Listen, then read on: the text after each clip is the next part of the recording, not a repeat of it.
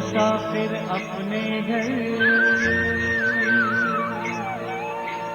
अब तो पूरा हुआ सफर। चलो मुसाफिर अपने घर, अब तो पूरा हुआ सफर। बुला रहा है वतन तुम्हारा, मुझ कार अब करो उधर। अब तो पूरा हुआ सफर। चलो मुसाफिर अपने घर, अब तो पूरा हुआ सफर।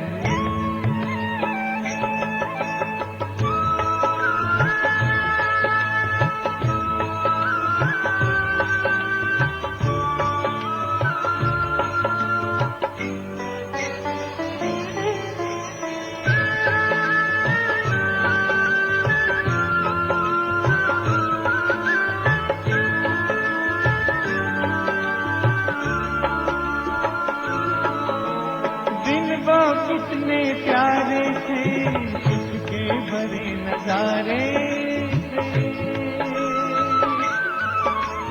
धरती अंबर चांद सितारे सारे हुए हमारे थे। कब आएंगे दिन फिर कर, याद आते हैं रह रह कर। पूरा हुआ सफर। चलो मुसाफिर अपने घर, अब तो पूरा हुआ सफर।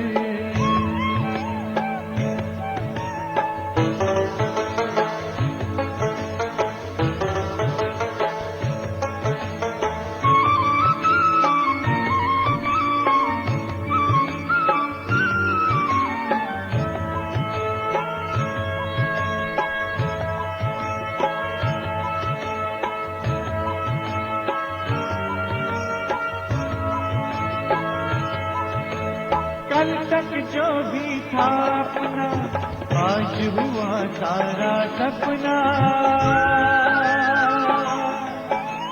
भूल गए निज घर की राह, पाए दुख ना जिसकी था।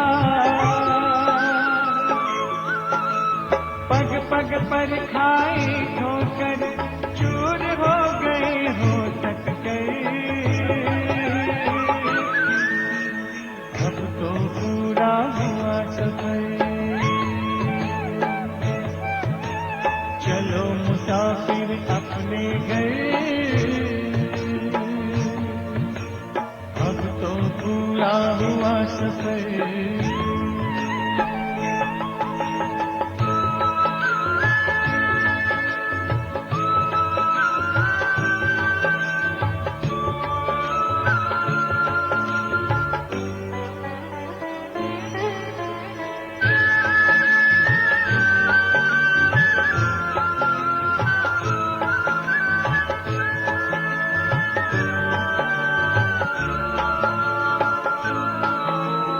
परम पिता की बाहों में आओ प्रभु पनाहों में।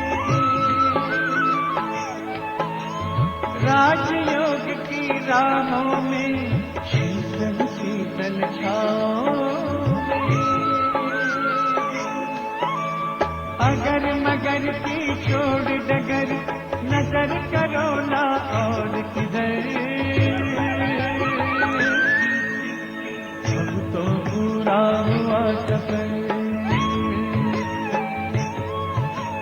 चलो मुसाफिर अपने घर, अब तो पूरा हुआ सफर। चलो मुसाफिर अपने घर,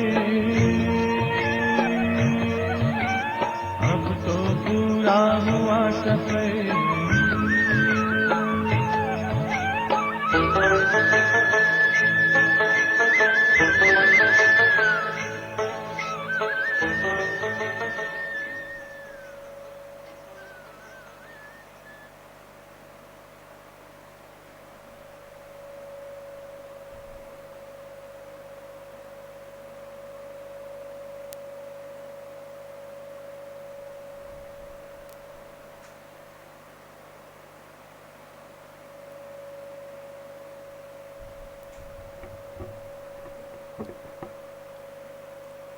ओम शांति।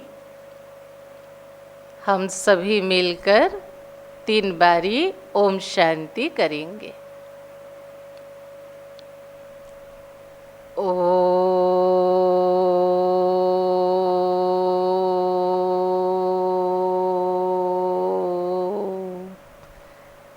शांति।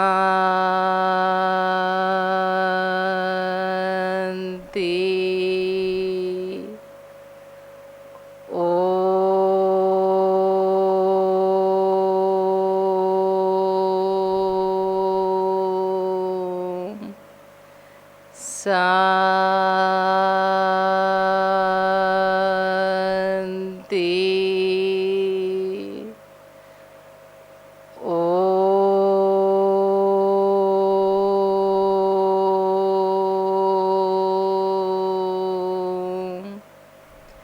शांति।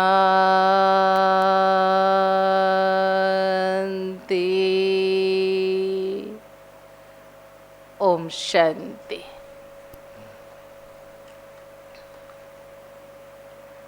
आज बाबा की 13 तारीख की महावाक्य।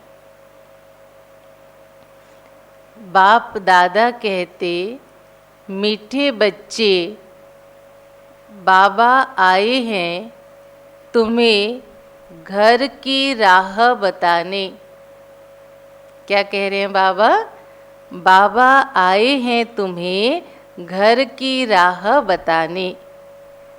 तुम आत्मा अभिमानी होकर रहो तो यह राह सहज दिखने में आएगी। तो सुना मुरली के साथ, बाबा आए हैं तुम्हें घर की राह बताने। तुम आत्मा अभिमानी होकर रहो तो यह राह सहज दिखने में आएगी। क्योंकि जितना आत्मा की स्मृति में रहेंगे उतना घर सहज याद आएगा। प्रश्न है आज की मुरली की, संगम पर कौन सी ऐसी नॉलेज मिली है? संगम पर कौन सी ऐसी नॉलेज मिली है जिससे सतयुगी देवताएं मोहजित कहलाएं? जिससे सतयुगी देवताएं मोहजित कहलाएं। कितना सुंदर प्रश्न कि संगम पर बाबा कौन सी ज्ञान, ऐसा ज्ञान, कौन से ज्ञान की बातें सुनाता, पॉइंट सुनाता जिसको सुनकर सतयुगी देवताएं मोहजित होती हैं। उत्तर नोट करें। उत्तर है, संगम पर तुम्हें बाप ने अमर कथा सुनाकर अमर आत्मा की नॉलेज दी। सुना? संगम पर तुम्हें बाप ने अमर कथा सुनाकर अमर आत्मा की नॉलेज दी। ज्ञान मिला, यह अविनाशी बना बनाया ड्रामा है। हर एक आत्मा अपना अपना पार्ट बजाती है। वह एक शरीर छोड़ दूसरा लेती है। इसमें रोने की बात नहीं। इसी नॉलेज से सतयुगी देवताओं को मोहजित कहा जाता है। वहाँ मृत्यु का नाम नहीं। खुशी से पुराना शरीर छोड़ नया लेते हैं।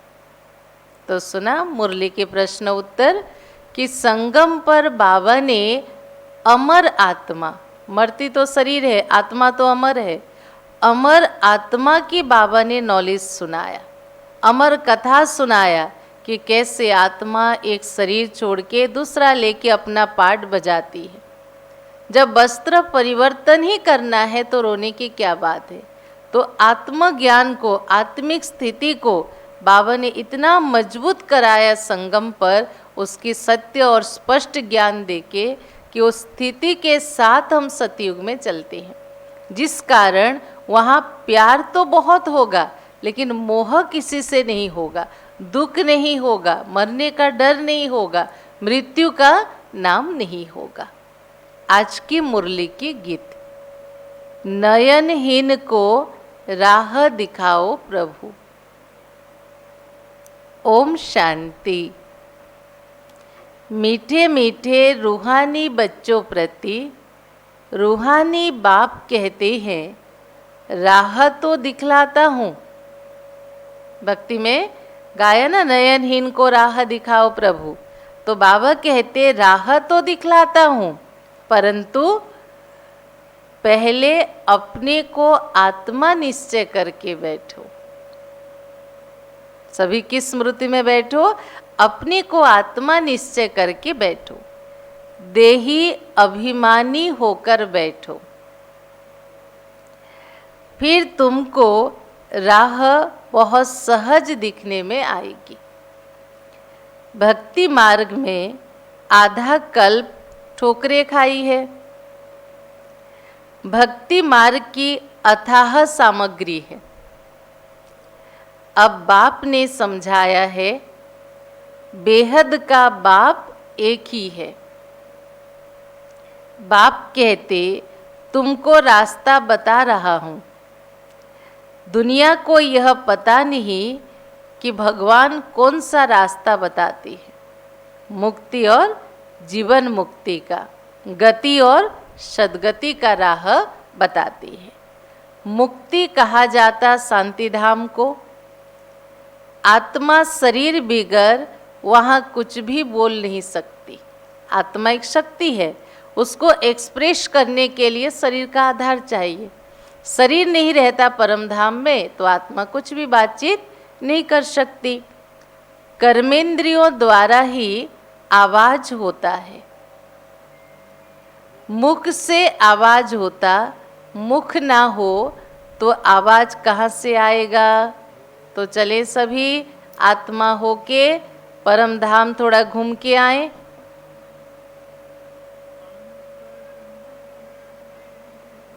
ज्योति जगा लो, होगा दूर अंधेरा।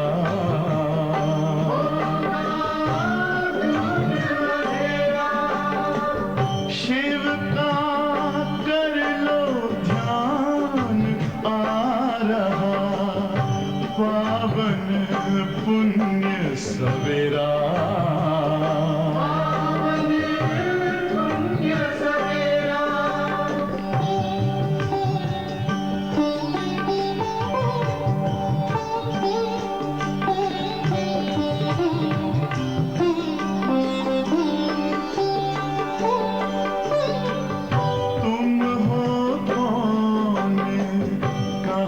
से आए अपने आप को जानो। राजयोग के द्वारा अपना परम पिता पहचानो। इसी राजपथ पर चलकर पालो अपना बसेरा।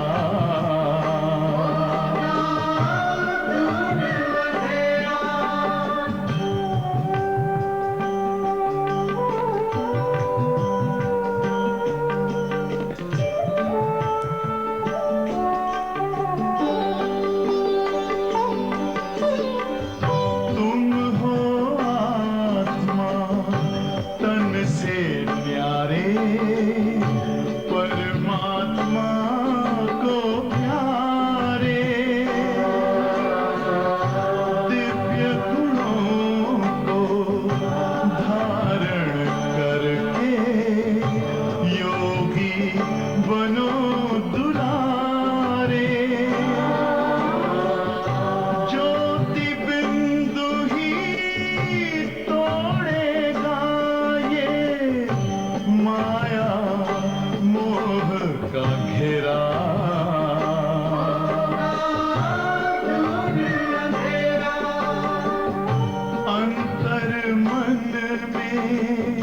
ज्योति जगा लो, होगा दूर अंधेरा।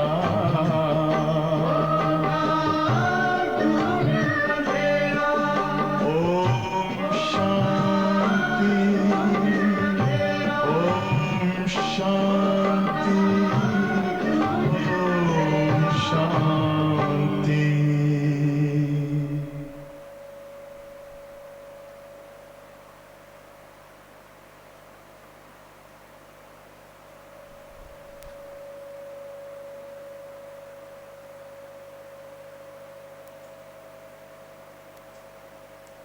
ओम शांति।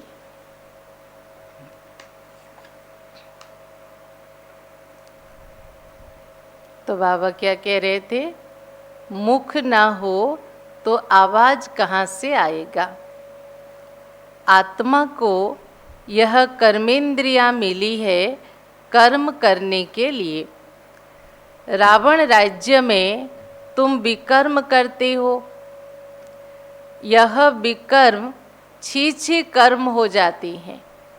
सतयुग में रावण ही नहीं तो कर्म अकर्म होता है। अकर्म माना ना पाप ना पुण्य, विकार ही नहीं होता, कोई कामना ही नहीं होता, प्रारब्ध भोगते हैं तो अकर्म होता है। वहाँ 5 विकार होते नहीं, उसको कहा जाता स्वर्ग। भारतवासी स्वर्गवासी थे, अब फिर कहेंगे नरकवासी हैं। विषय बैतरणी नदी में गोता खाते रहते हैं, सब एक दो को दुख देते रहते हैं। अब कहते बाबा ऐसी जगह ले चलो जहाँ सुख और चैन मिले। गीत है ना, इस पाप की दुनिया से कहीं दूर ले चल जहाँ सुख और चैन मिले। दुख का नाम ना हो, वह तो भारत जब स्वर्ग था तब वहाँ दुख का नाम नहीं था। स्वर्ग से नरक में कैसे आए? अब फिर स्वर्ग में जाना है, यह खेल है। बाप ही बच्चों को बैठ समझाते हैं। इस सृष्टि नाटक के बारे में परमात्मा ही बैठ हम बच्चों को समझाते हैं। सच्चा सच्चा सत्संग यह है, तुम यहाँ सत बाप को याद करते हो, वही ऊंचे ते ऊंच भगवान है। वह है रचता, उनसे वर्षा मिलता है। बाप ही बच्चों को वर्षा देंगे ना। हद का बाप होते हुए भी फिर याद करते, हे भगवान, हे परमपिता परमात्मा रहम करो। लौकिक में घर में तो अपने पिताजी हैं, फिर भी कब दुख होता, तकलीफ होता, कुछ असुविधा होता तो ईश्वर को हे पिता, हे परमात्मा पिता, हे ईश्वर कह के याद करते कि हमारे दुख हरो, हमारे ऊपर रहम करो। भक्ति मार्ग में धक्के खाते खाते हैरान हो गए हैं। कहते हैं, हे बाबा, हमको सुख शांति का वर्षा दो। यह तो बाप ही दे सकते हैं। सुख शांति का वर्षा यह तो बाप ही दे सकते हैं, सो भी 21 जन्म के लिए। हिसाब करना चाहिए, सतयुग में जब इनका राज्य था तो जरूर थोड़े मनुष्य होंगे। एक धर्म था, एक ही राजाई थी, उसको कहा जाता स्वर्ग सुखधाम हेबिन। जब एक धर्म, एक भाषा, एक मत था, सुख शांति थी, दुख नहीं था, देवी देवताओं का समय था, उस समय भारतवर्ष को सुखधाम अथवा स्वर्ग कहा जाता था। नई दुनिया को कहा जाता है सतो प्रधान, पुरानी को तमो प्रधान कहेंगे। हर एक चीज पहले सतो प्रधान होती है, फिर रजो तमो में आती है। छोटे बच्चे को सतो प्रधान अवस्था कहेंगे। छोटे बच्चे को महात्मा से भी ऊंच कहा जाता। क्यों कहा जाता? महात्मा को तो नॉलेज है कि कलयुग चल रहा है, यह इंसान बिकारी है, क्रोध क्या है, लोभ क्या है, मोह क्या है, पर छोटे बच्चे को कुछ भी पता नहीं, इसलिए उसे महात्मा से भी ऊंच कहा जाता है। महात्माएं तो जन्म लेते, फिर बड़े होकर विकार का अनुभव करके फिर घर बार छोड़ते हैं। छोटे बच्चे को तो विकारों का पता ही नहीं है, बिल्कुल इनोसेंट हैं, इसलिए उन्हें महात्मा से भी उच्च कहा जाता है। देवताओं की महिमा गाते हैं। क्या महिमा गाते? सर्वगुण संपन्न, 16 कला संपूर्ण, संपूर्ण निर्विकारी। साधुओं की यह महिमा कभी नहीं करेंगे। साधु संत भी जब भजन करते, प्रार्थना करते, तो देवी देवताओं की मूर्ति के आगे क्या कहते? हे प्रभु, आप तो सर्वगुण संपन्न हो, 16 कला संपूर्ण हो, हम तो नीच हैं, पापी हैं। ये देवताओं की महिमा है। बाप ने हिंसा और अहिंसा दोनों का अर्थ समझाया। लोग समझते किसको मर्डर करना, किसको मारना पीटना, ये है हिंसा। परमात्मा कहते ये तो हिंसा है ही, और एक हिंसा है कि विकार के बसीभूत किसी को तकलीफ पहुंचाना।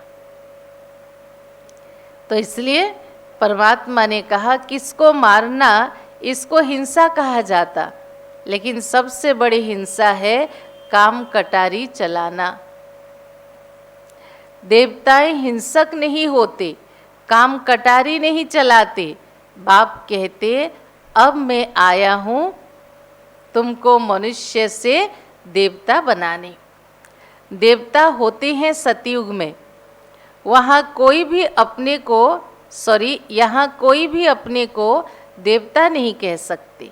समझते हैं हम नीच पापी बिकारी हैं, फिर अपने को देवता कैसे कह सकते हैं? इसलिए हिंदू धर्म कह दिया। वास्तव में आदि सनातन देवी देवता धर्म था। हिंदू तो हिंदुस्तान से निकला है, उन्होंने फिर हिंदू धर्म कह दिया। तुम कहेंगे हम देवता धर्म के हैं, कोई पूछे इंक्वायरी के लिए आए, हमारे डिटेल ले, कोई फर्म में हम डाले कि आपके रिलीजन क्या है, तो हम कहेंगे देवता धर्म के हैं, तो भी वो हिंदू कलम में डाल देंगे।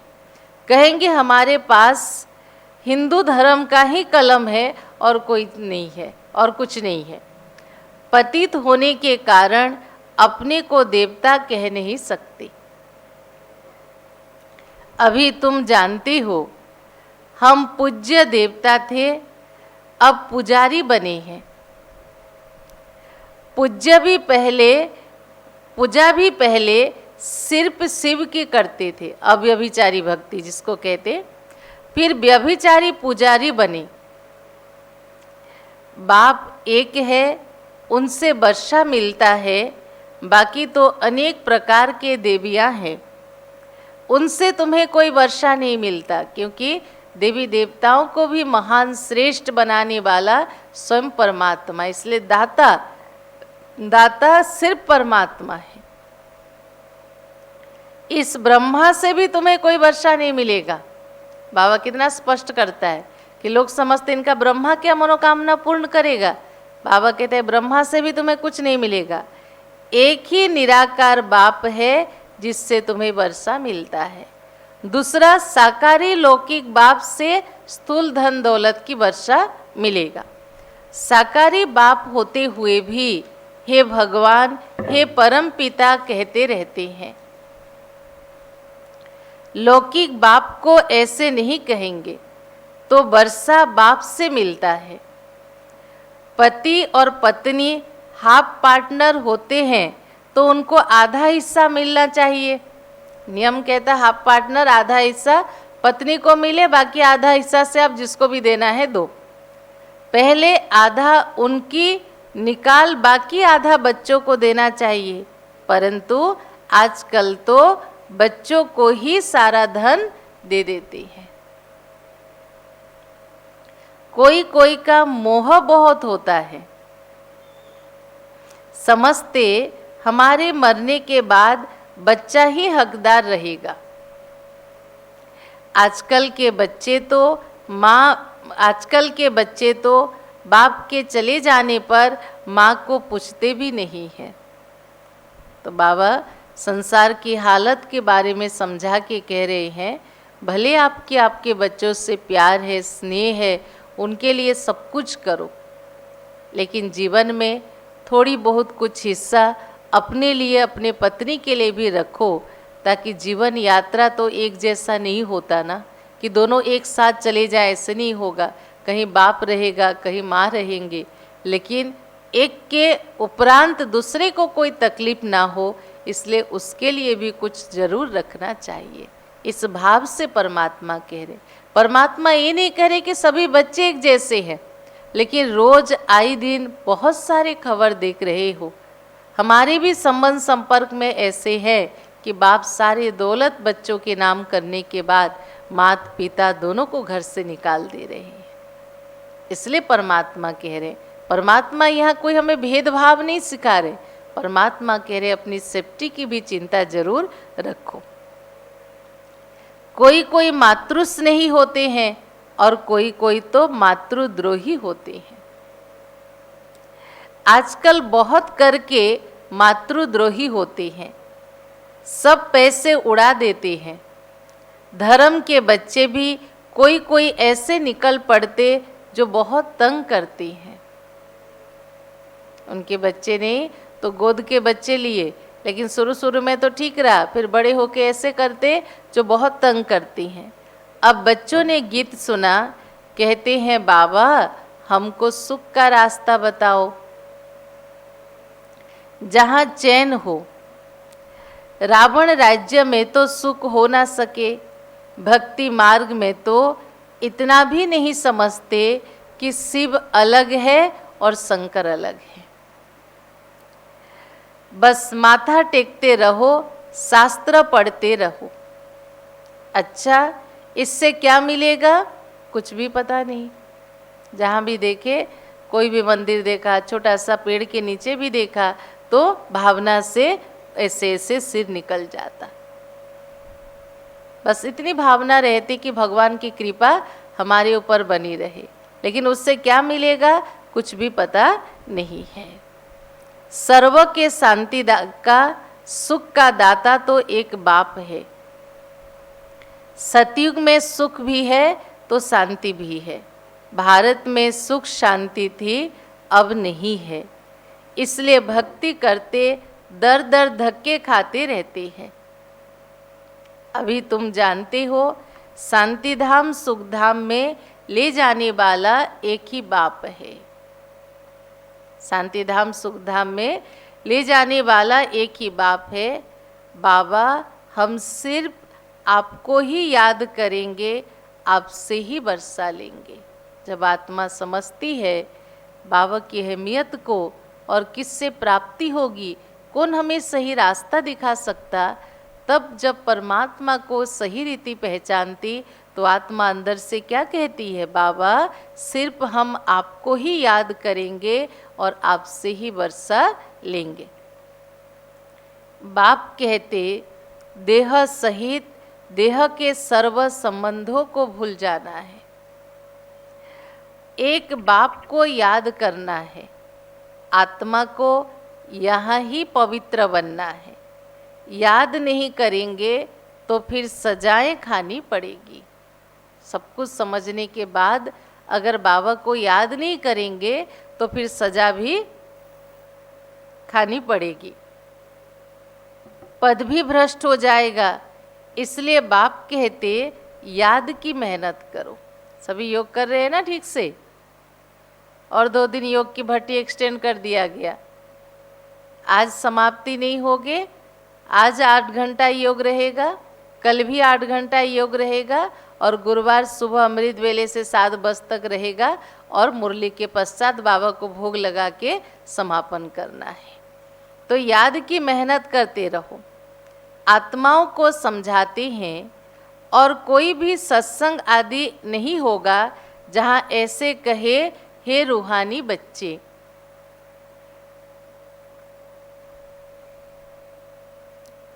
यह है रूहानी ज्ञान जो रूहानी बाप से बच्चों को मिलता है। रूह अर्थात निराकार। शिव भी निराकार है ना, तुम्हारी आत्मा भी बिंदी है, बहुत छोटी है। अब उसका साक्षात्कार कैसे हो? सोचो, आत्मा का साक्षात्कार भी हो गया, लेकिन आत्मा है, परमात्मा है, धर्मात्मा, महात्मा है, कैसे पता चलेगा? तो उसका साक्षात्कार कैसे हो? बाप कहते दिव्य दृष्टिदाता मैं हूँ, जो बहुत भक्ति करते फिर मैं उनको साक्षात्कार कराता हूँ। परंतु इससे फायदा कुछ भी नहीं होगा, सिर्फ खुशी होगी।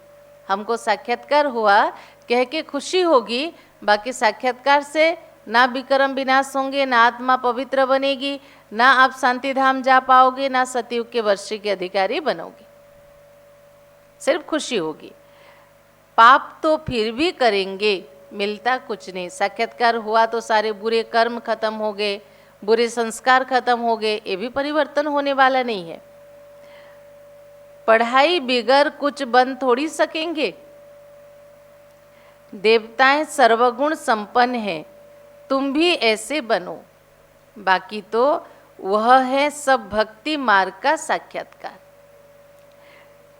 सचमुच कृष्ण से झूलो, स्वर्ग में उनके साथ रहो, वो उसके लिए पढ़ाई करो। इस ईश्वरीय पढ़ाई के बिना, ईश्वरीय पढ़ाई के धारणा के बिना आप सचमुच कृष्ण के दुनिया में जाके उनके साथ खेलना, नाचना, पढ़ाई करना, घूमना, ये सारे सुख आपको प्राप्त नहीं हो सकते। जितना श्रीमत पर चलेंगे उतना उच्च पद पाएंगे।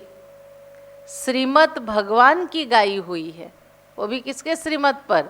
भगवान के श्रीमत पर जितना चलेंगे। सोचो, लौकिक पढ़ाई की बात लेते हैं।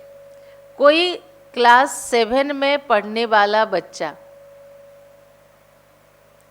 उसको सपने में दिखाई दिया या साक्षात्कार हुआ कि मैं डॉक्टर बनूंगा, मैं एमएलए बनूंगा, मैं अच्छा इंजीनियर बनूंगा, लेकिन उसने और पढ़ाई नहीं की। आप बताओ, बन पाएगा क्या? कभी भी नहीं। ठीक उसी तरह साक्षात्कार माना हमें खुशी प्राप्त होना है, लेकिन उस खुशी को हमेशा के लिए जीवन में प्राप्त करना है। उसके लिए यह ईश्वरीय पढ़ाई ध्यान देना है। जितना श्रीमत पर चलेंगे उतना उच्च पद पाएंगे। तुम्हारी श्रीमत भगवान की गाई हुई है, कृष्ण की भी श्रीमत नहीं कहेंगे। परमपिता परमात्मा की श्रीमत से श्री कृष्ण ने भी यह पद पाया।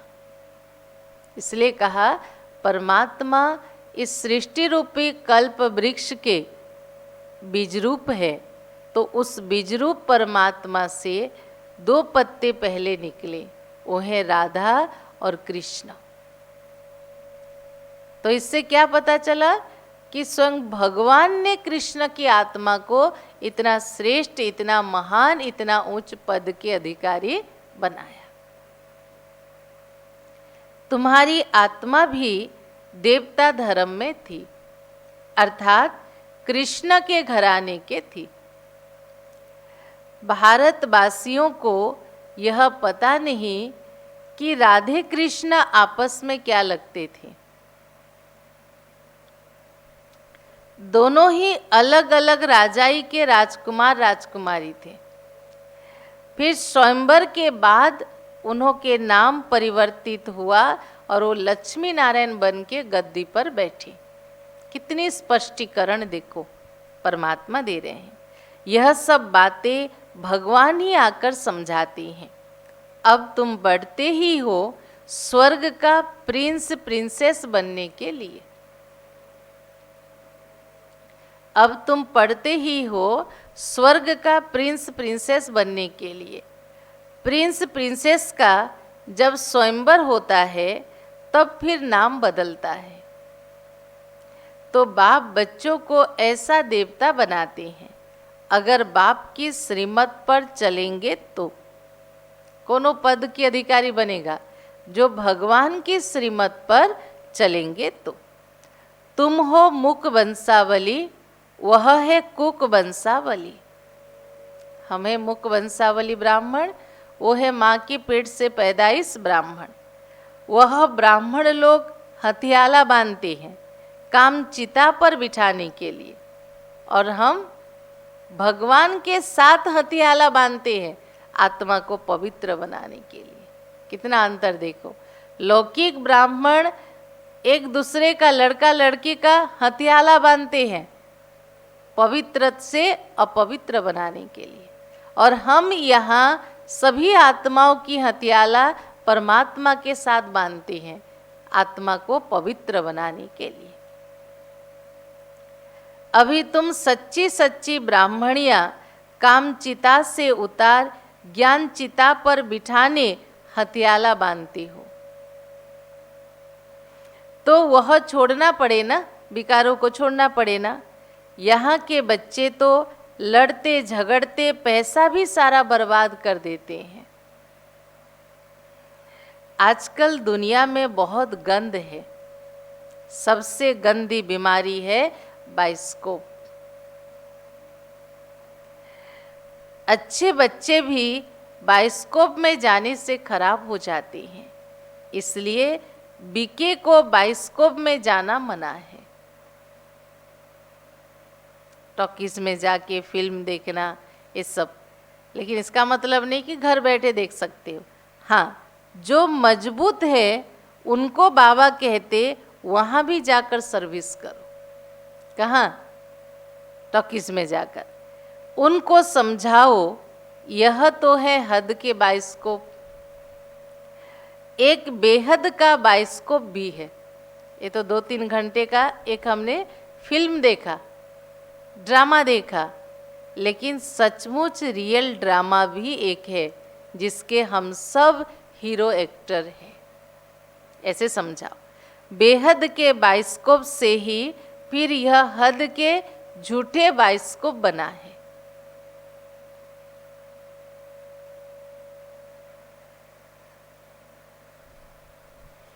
अभी तुम बच्चों को बाप ने समझाया है मूल वतन जहाँ सभी आत्माएं रहती हैं, फिर बीच में है सूक्ष्म वतन, यह है साकार वतन। खेल सारा यहाँ चलता है, यह चक्र फिरता ही रहता है। तुम ब्राह्मण बच्चों को ही स्वदर्शन चक्रधारी बनना है, देवताओं को नहीं, परंतु ब्राह्मणों को यह अलंकार नहीं दे सकते। हम अपने हाथ में शंख चक्र गदा पद्म लेके नहीं घूम सकते, क्योंकि हमारी स्थिति अप एंड डाउन होती रहती तो हमारे हाथों से जमीन में गिर जाएगा। इसलिए हमारे जो संपूर्ण रूप है देवता विष्णु, उनके हाथ में शंख चक्र गदा पद्म दिखाया है।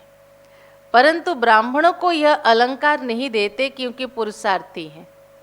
आज अच्छे चल रहे हैं, कल गिर पड़ते हैं, इसलिए देवताओं को देते हैं। कृष्ण के लिए दिखाते स्वदर्शन चक्र से अकासुर बकासुर आदि को मारा। अब उनको तो अहिंसा पोरोमो धर्म कहा जाता, फिर हिंसा भला कैसे करेंगे? ये सब है भक्ति मार्ग की सामग्री। जहाँ जाओ शिव का लिंग होगा, सिर्फ नाम कितने अलग अलग उन्होंने रख दिया। मिट्टी की देवियाँ देखो कितने बनाते, श्रृंगार करते।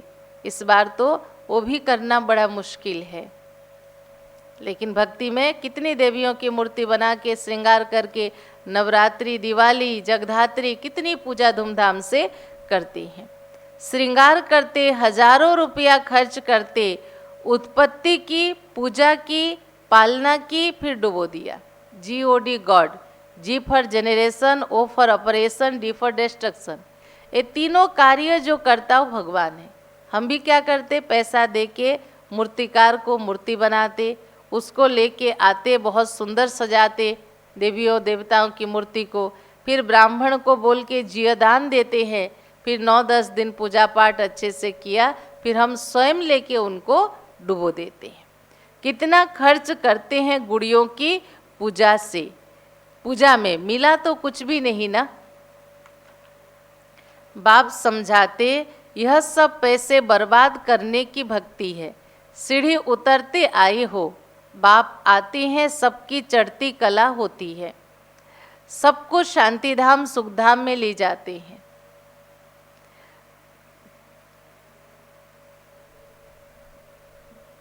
सबको शांतिधाम सुखधाम में ले जाते हैं। पैसे बर्बाद करने की बात नहीं। फिर भक्ति मार्ग में तुम पैसे बर्बाद करते करते इंसॉल्वेंट बन गए। जब घर के बड़े कहीं बाहर जाते और जब वापस आते सारे हिसाब किताब पूछते हैं ना, तो बाबा भी कह रहे, भगवान भी कह रहे, मैं तुम्हें इतना धनवान बना के, सुखी बना के, सब चीज़ से भरपूर करके सतयुगी धरती पर भेजा था और तुमने सारे दौलत मंदिर पूजा पाठ करके ख़त्म कर दिया। सॉल्वेंट इंसॉल्वेंट बनने की कथा बाप बैठ समझाते हैं।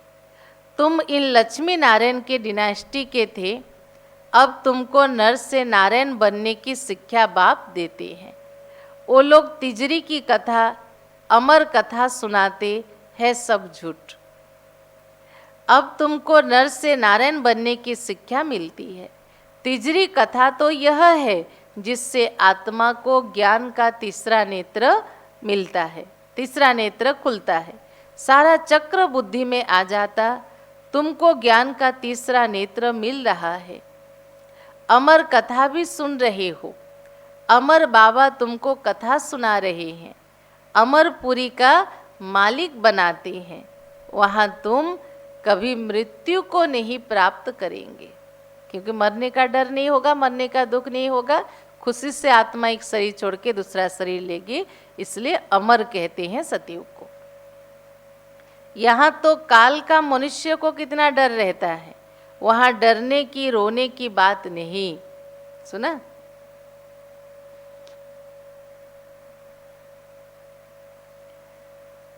खुशी से पुराना शरीर छोड़ नया ले लेते। यहाँ कितना मनुष्य रोते हैं, क्योंकि यह रोने की दुनिया है। बाप कहते यह तो बना बनाया ड्रामा है। हर एक अपना अपना पार्ट बजाते रहते हैं। यह देवताएं मोह जीत है ना। यहाँ तो दुनिया में अनेक गुरु हैं जिनकी अनेक मतें मिलती है, हर एक की मत अपनी है।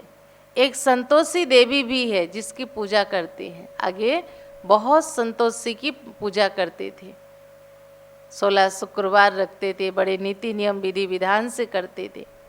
अब संतोषी देवियां तो सतयुग में होंगी। इसका भाव है जहाँ हर एक आत्मा संतुष्ट होगी।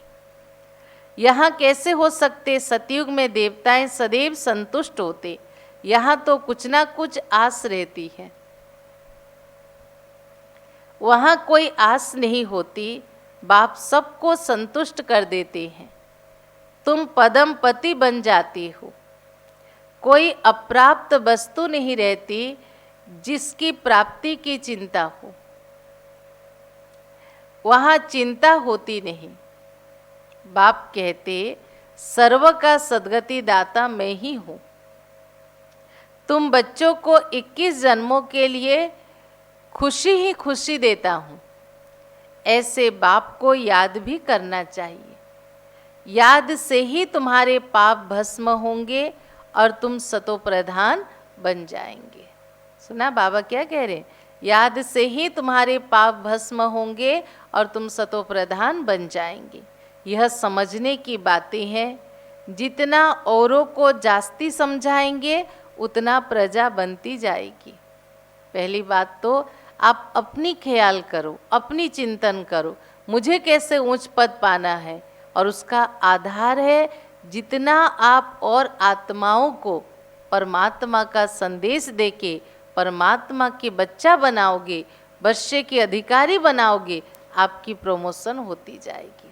इसलिए आप सभी को अपनी प्रमोशन की चिंता है, अपनी उच्च पद पाना है, और हमारी इस उच्च पद पाने की आस में अगर कुछ लोगों की भला होती है तो हमें स्वयं ही उस सेवा में लगना है।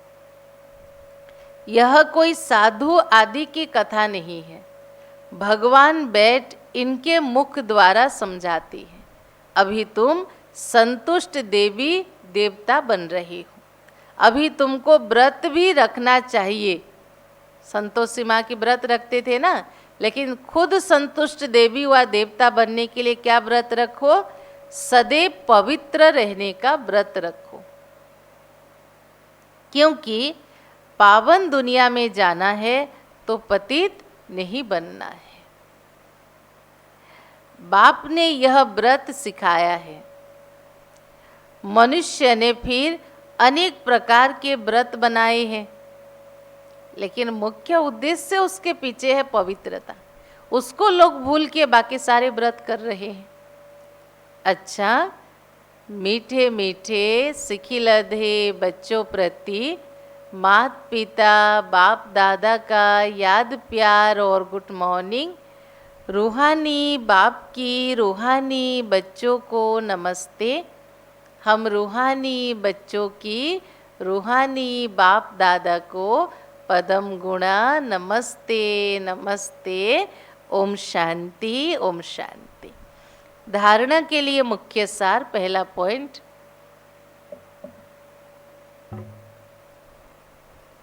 पहला पॉइंट है एक बाप की मत पर चल।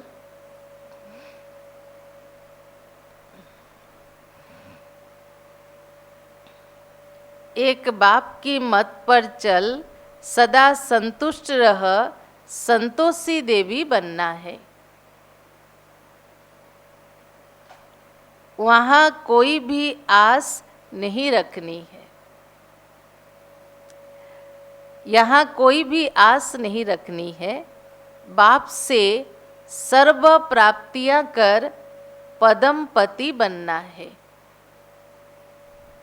दूसरा पॉइंट, सबसे गंदा बनाने वाला बाइस्कोप है, सिनेमा है। तुम्हें बाइस्कोप देखने की मना है। तुम बहादुर हो तो हद और बेहद के बाइस्कोप का राज समझ दूसरों को समझाओ, सर्विस करो। सुना 2 पॉइंट, एक बाप की मत पर चल, सदा संतुष्ट रह, संतोषी देवी बनना है। यहाँ कोई भी आस नहीं रखनी है। बाप से सर्व प्राप्तियां कर पदम पति बनना है। दूसरा, सबसे गंदा बनाने वाला बाइस्कोप है। तुम्हें बाइस्कोप देखने की मना है। फिर बाबा ने क्या कहा? तुम बहादुर हो तो हद और बेहद के बाइस्कोप का राज समझ दूसरों को समझाओ, सर्विस करो। आज की वरदान, फुल स्टॉप की स्टेज द्वारा, फुल स्टॉप की स्टेज द्वारा प्रकृति की हलचल को स्टॉप करने वाले प्रकृति पति भव। एक बार और, फुल स्टॉप की स्टेज द्वारा प्रकृति की हलचल को स्टॉप करने वाले प्रकृति पति भव। विस्तार है, वर्तमान समय हलचल बढ़ने का समय है। फाइनल पेपर में एक तरफ प्रकृति का, दूसरी तरफ 5 विकारों का विकराल रूप होगा। तमोगुणी आत्माओं का वार और पुराने संस्कार, देखो कैसे परिस्थिति आएगी। प्रकृति भी, 5 विकार भी, तमोगुणी आत्माओं की और पुराने संस्कार भी, सब लास्ट समय पर अपना चांस लेंगे। ऐसे समय पर समेटने की शक्ति द्वारा अभी अभी साकारी, अभी अभी आकारी, अभी अभी निराकारी स्थिति में स्थित होने का अभ्यास चाहिए। साकारी, आकारी, निराकारी स्थिति में स्थित होने का अभ्यास चाहिए। देखते हुए ना देखो, सुनते हुए ना सुनो। जब ऐसी फुल स्टॉप की स्टेज हो तब प्रकृति पति बन प्रकृति की हलचल को स्टॉप कर सकेंगे। आज की स्लोगन, निर्विघ्न राज्य अधिकारी बनने के लिए, निर्विघ्न राज्य अधिकारी बनने के लिए निर्विघ्न सेवाधारी बनो। तो सुना बाबा की मुरली, क्या कहा बाबा ने? आज तुम्हें संतुष्ट देवी और देवता बनना है, इसलिए यहाँ कोई भी आस नहीं रखनी है। और बाबा ने कहा कि बाबा तुम्हें घर की राह बताने आए हैं। कौन सा घर? परम धाम की। लेकिन वो राह किसको सहज देखने में आएगी? जब तुम आत्म अभिमानी होकर रहोगे। और बाबा ने कहा कि बाबा संगम युग पर ऐसी कौन सी नॉलेज देते हैं जिससे सतयुग के देवताएं मोहजित कहलाते। वो नॉलेज है अमर आत्मा की अमर कथा, कि आत्मा कभी मरती नहीं है, वो तो एक वस्त्र छोड़ के दूसरा लेती है। ठीक है, ओम शांति। चले बाबा को याद करें।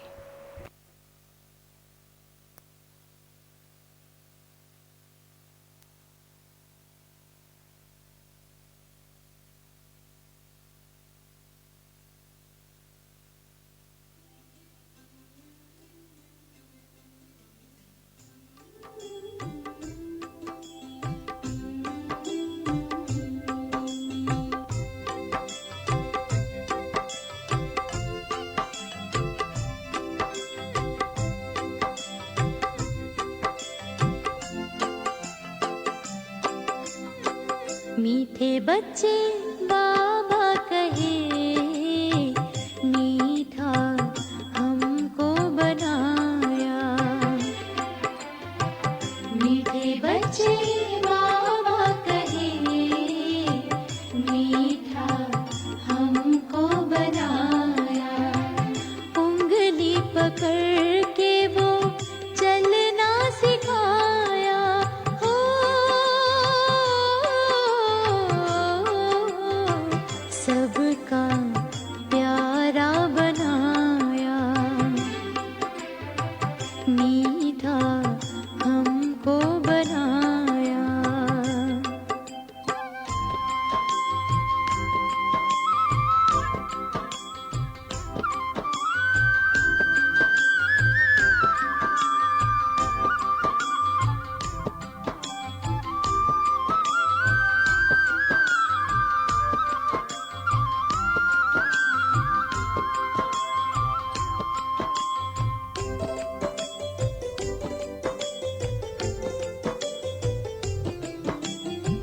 सेवा करना सिखाया, राजयोगी बनाकर त्यागी तपस्वी बनाया।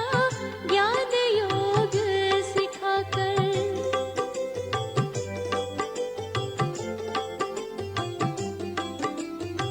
सेवा करना सिखाया, राजयोगी बनाकर त्यागी तपस्वी बनाया।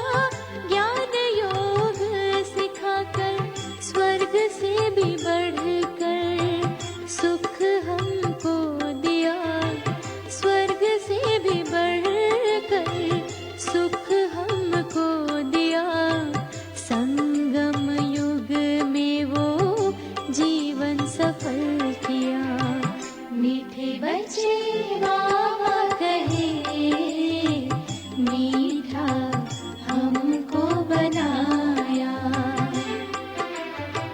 मीठे बच्चे बाबा कहे, मीठा हमको बनाया।